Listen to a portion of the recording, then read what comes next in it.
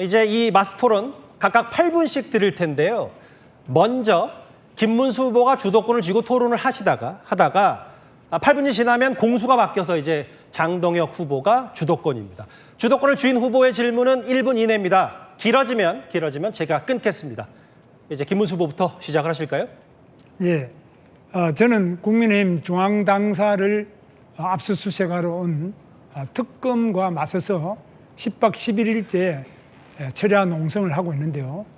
그동안에 일단 특검이 제가 처음 시작했을 때 물러간 다음에 아직까지 지금 오지 않고 있습니다. 그리고 중앙당에서도 송원석 대표를 비롯해서 모든 의원님들이 조를 짜서 긴급 대기조를 통해서 당사를 지키도록 그렇게 하고 있습니다.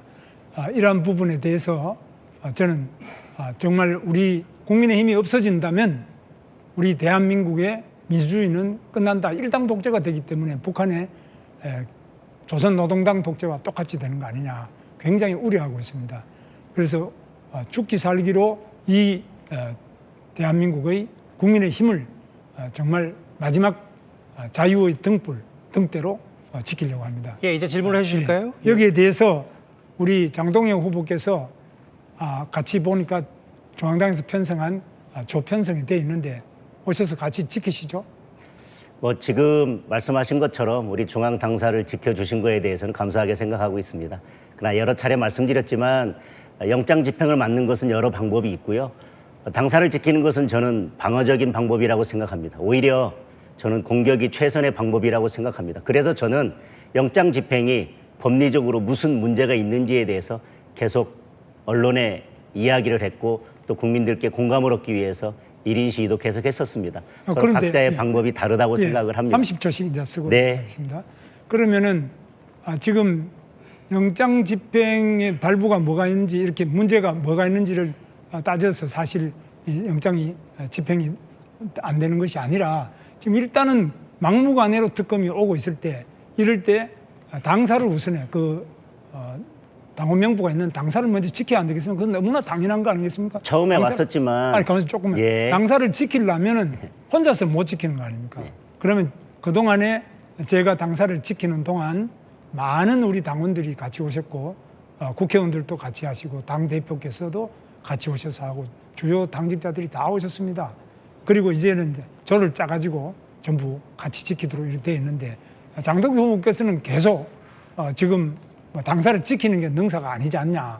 어떻게 그럼 뭘 하자는 건지 저는 투쟁에 대해서 장동혁 후보가 투쟁을 하신다고 하는데 무슨 투쟁을 어떻게 하는지 제가 말씀드리겠습니다. 궁금합니다. 예. 저는 당사를 지켰기 때문에 영장 재집행이 안 된 것이 아니라 18일 날 본청에 와서 특검이 저희 원내 지도부와 협상을 했습니다. 협의를 했지만 영장 집행 대상에 어디에도 범죄 사실과 관련된 집행 대상이 없었기 때문에 협의 과정에서 저희들이 법리적으로 다투어서 영장 집행이 불가능하도록 막은 것입니다. 1층을 막는다고 하더라도 우리 당사에 출입할 수 있는 출입문은 여러 곳이 있습니다. 그래서 그것 때문에 불가능했다고 제가 하는 말씀드리는 거는 저는 맞지 않다고 봅니다. 그래서 일단은 몸으로 지키는 거 우리가 조를 짜서 지키는 거는 그럼 의미가 없네요. 그러면 저는 그렇게 말씀드리지. 조금만요. 제가 1분 하고요. 그래서 그렇게 되면은 지금 일단은 우리가 같이 뭉쳐가지고 당사를 지킨다. 이렇게 하지 않으면은 저 무도한 특검이 마구잡이를 합니다. 순복음교회도 압수수색을 했습니다. 순복음교회 아무 문제가 없어요. 그런데도 압수수색을 했습니다. 무슨 따져가지고 순복음에서 따져서 압수수색 못한 게 아니고요. 또 지금 극동방송 김양환 목사 계시는데 거기도 압수수색을 했습니다. 거기도 아무 문제가 없어요. 그런데 지금 이 특검은 걸핏하면은 압수수색을 하고 영장을 집행하러 오는데 여기에 대해서 논리로만 가지고 막을 수 있습니다. 저는 법리와 논리 없이 물리적인 방법으로 영장을 끝까지 막을 수 없다고 생각을 합니다. 그리고 우리가 싸우는 것은 정치는 말로 싸우는 것입니다. 말로써 국민들을 설득하고 그리고 국민들께 무엇이 잘못됐는지를 알리는 것입니다. 자꾸 왜 말로만 하냐고 하는데 우리가 본회의장에서 상임위장에서 싸우는 것은 전부 다 말로 국민들을 설득하는 작업입니다. 말로만 한다는 것이 이제 문제가 되는 것인데요. 말로만 하고 행동을 집단적으로 뭉쳐가지고 안 할 때는 그러면 그걸 어떻게 말만 가지고 해가지고 이깁니까? 그럼 본회의장에서 우리가 숫자가 적은데 말로만 해가지고 이길 수 있습니까? 그래서 이 투쟁이라는 것은 말로만 하는 것이 아니라 온몸으로 또 혼자의 온몸으로 하는 것이 아니라 같이 힘을 합쳐서 그리고 또 힘을 합칠 뿐만 아니라 온 영혼을 다해서 정말 온 힘을 다해서 이 민주주의를 지켜야 되겠다, 대한민국을 지켜야 되겠다, 경제를 지켜야 되겠다, 민생을 지켜야 되겠다 이런 영혼을 다한 투쟁을 해야만 되는 거 아닙니까? 어떻게 저희 말로만 국민의힘 의원들도 다 영혼을 다한 투쟁을 하고 있고 지난번에 다른 언론에서 그런 말씀을 하셨더라고요. 왜 국민의힘은 필리버스터 외에는 할 줄 아는 게 없냐 그렇게 말씀하셨는데 지금 국회 선진화법이 있어서 후보님께서 예전에 국회의원 하시던 시절처럼 의장석을 점거한다거나 뭐 문을 닫고 출입하는 것을 막는다거나 그런 방식의 몸으로 싸우는 국회는 이미 지나갔습니다. 이제는 저는 이제 우리가 그 점이- 국민들께 그 점이 말로써 이제 우리 장동영 후보가 설득하는 것이 잘못됐다고 필요하다고 보거든요. 생각을 합니다. 예, 그 점이 잘못됐는데 필리버스터 이렇게 하는 것은 어쩔 수 없다. 국회 선진화법 때문에 안 된다 그러는데 저는 그런 생각이 안 들고 지금 필요하다면은 지금 당원들이 지금 우리 500만 당원이 있지 않습니까? 그리고 5천만 국민이 있지 않습니까? 또 이 모두 다 힘을 합쳐가지고 싸우고 그래도 부족하면은 다른 미국이나 또 일본이나 선진 우방국가, 유럽 많은 나라가 있습니다. 자유민주주의가 정착된 모든 나라의 국제 여론까지 힘을 합쳐야만 이 이재명 독재를 막아낼 수 있지. 그냥 말로만 그냥 우리는 할 수 없지 않느냐. 이렇게 해서 과연 우리가 이재명 독재에 포악한 여러 가지 그 만행을 막아낼 수 있겠습니까? 저는 여러 가지 방법들을 다 동원할 필요가 있다고 생각을 하지만 예전처럼 길을 막고 목소리만 높이는 방식의 투쟁 방식으로는 국민들을 설득하기 어렵다는 게 제 생각입니다. 그래서 뭐 예전의 전통적인 방식도 필요하겠지만 이제 국민의힘에서 국민들을 제대로 설득할 수 있는 사람들은 또 스피커가 돼서 국민을 설득하는 역할을 하고 설득을 또 해서 몸으로 막아야 되는 분들은 또 몸으로 막는 역할을 하면서 저는 보십시오. 역할 분담이 필요하다고 생각을 합니다. 그래 설득이라는데 설득을 하는데도 지금 방송 언론이 중요합니다. 지금 방송 언론도 전부 장악이 돼가지고 우리 당에 유리한 그런 부분은 점점 줄어들 수 있도록 방송법 개정한 거 아시지 않습니까? 그리고 다른 국회 안에서도 저 사람들은 계속적으로 더 많은 그런 이상한 법을 만들어가 국회만 장악한 것이 아니라 또 지금 사법부도 장악하고 다 자기들 마음대로 이렇게 마구 우리 민주주의 체제를 질서를 다 무너뜨리고 있는데 그런 이런 게 대해서 점도- 말로만 되겠습니까? 그러니까 그런 점도 충분히 알고 있기 때문에 제가 말씀드린 것처럼 법원 앞에 가서도 우리 국민들을 설득하기 위해서 1인 시위를 했고 또 특검 앞에서도 1인 시위를 했습니다. 그리고 또 용산 대통령실 앞에서도 지금 특검의 맨 정점에 대통령이 있지 않겠습니까? 거기 가서도 또 국민들께 설득하는 일들을 했습니다. 저는 서로 싸우는 방법이 다를 수도 있다고 생각하고 정치는 말로서 설득하는 것입니다. 그럼 말로만 갖고 안 저는- 된다 이런 말씀입니다. 그런 말씀입니다. 말로만 갖고 싸움해서 이길 수 없습니다. 예, 시간 다 됐습니다. 그럼 이번에는 장동혁 후보 주도권입니다. 마찬가지로 8분입니다. 네, 후보님께 질문을 드리겠습니다. 후보님께서 한 언론에서 대선 패배의 원인으로 계엄과 탄핵 그리고 이제 후보 결정 과정의 혼란 뭐 이런 것들이 대선 패배의 원인이 됐다 이렇게 말씀하셨는데 지금도 그 생각에는 같으십니까? 그렇습니다. 우리가 계엄이 없었다면은 윤석열 대통령께서 저렇게 파면되고 우리 선거 자체가 없었을 것입니다. 그리고 이 계엄이 없었다면은 윤석열 대통령 임기가 지금까지 계속이 돼서 우리가 뭐 선거도 할 리도 없고 질 리도 없고 패배할 이유가 없는 그런 정말 엄청난 손실을 우리가 입었습니다. 예. 제가 말씀드리겠습니다. 그런데 계엄과 탄핵 이후에도 탄핵을 반대하는 여론이 50% 가까이 됐었고 오히려 그때 윤석열 전 대통령의 지지율이 40%를 훌쩍 넘었습니다.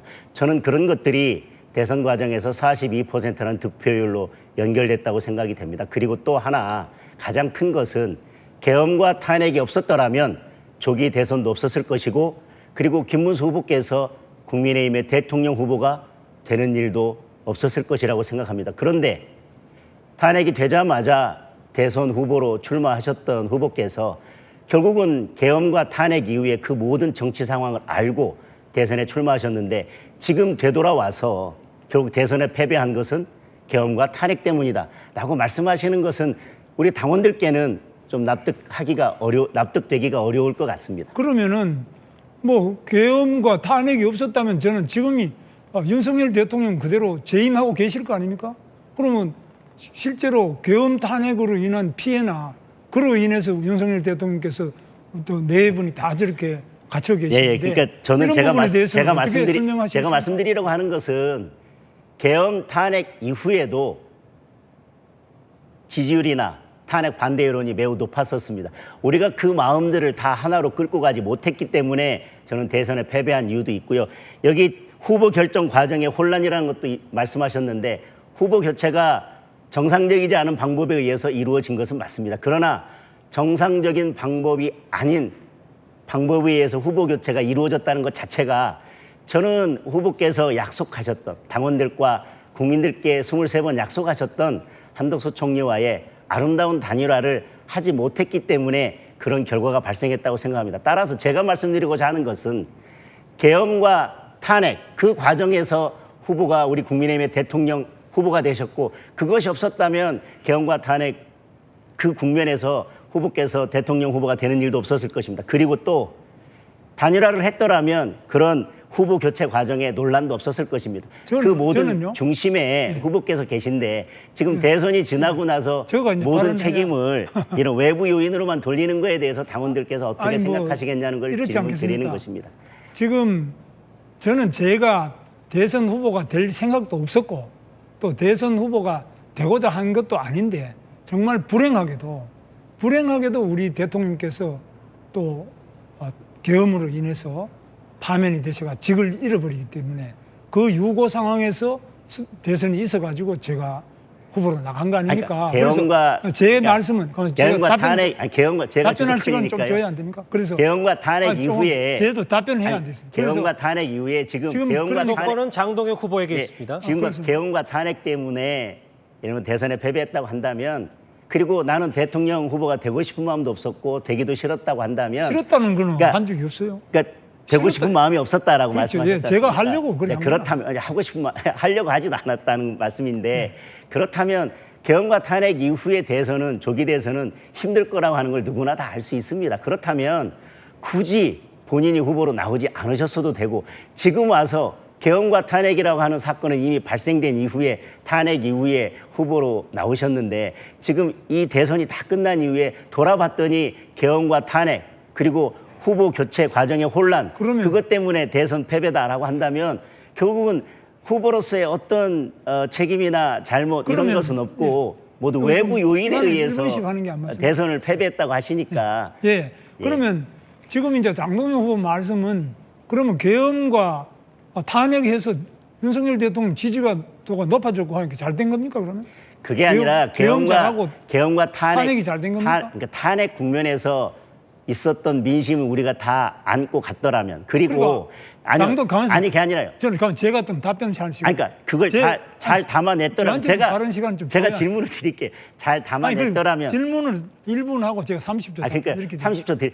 자 탄핵의 그 민심을 잘 담아냈더라면 그리고 약속하셨던 것처럼 한덕수 전 총리와의 단일화 과정이 무리 없이 아름답게 진행됐더라면 그래서 우리 당원들이나 의원들이나 우리 지지자들이 대선에 좀 더 적극적으로 임했더라면 저는 결과는 달라졌을 수도 있다고 생각을 합니다. 그 좋은 말씀인데 장동영 후보가 제 선거대책위원회에 또 그 본부장도 하시고 나중에 상황실장도 하셨잖아요. 네네. 누구보다 잘 알고 계십니다. 잘 알고 계시는 분이 그런 이야기를 하시니까 저는 참 너무 답답한데요. 지금 당시에 한덕수 총리로 후보를 교체하려고 한 것이지 그게 어떻게 단일화입니까? 그래서 제가 다 공식적으로 국민의힘 당 대표를 뽑혀는 30초 드렸고요. 그 말씀을 계속 하셨던 것 같아요. 네. 제가 분명히 지난번에도 말씀드렸어요. 제가 이 질문을 드리는 것은 제가 총괄 선대본부장을 맡았고 당 선대본부의 상황실장을 맡았는데 저는 분명 단일화 이전에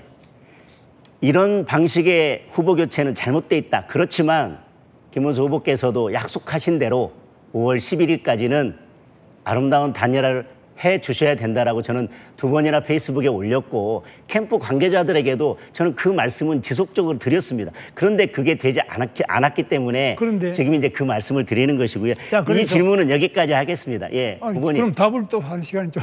후보님 여기까지 그래서- 하겠습니다. 아니 예. 뭐 제가 질문한 건 아니고 제 의견을 말씀드린 아, 거니까요. 저도 또 답변을 여기까지 하겠습니다. 거기에 대한 반론을 아니요, 조금 이야기. 그다음에 주도권은 장도혁 후보에게 있습니다. 통합을 계속 말씀하시는데 저는 계속해서 조경태 후보도 이제 품어야 된다. 안철수 후보도 품어야 된다고 하시는데 조경태 후보는 500만 명 당원 명부 내줘야 된다고 말씀하시는 분이에요. 우리 내란 동조 세력이 있다고 말씀하시는 분이고 그런 분과 어떻게 계속 함께 가시겠다고 하는 건지 그게 진정한 통합인지 저는 그거 다시 한번 묻겠습니다. 그럼 500만 당원 명부를 지키는데도 그게 몸으로 하는 건 아니다.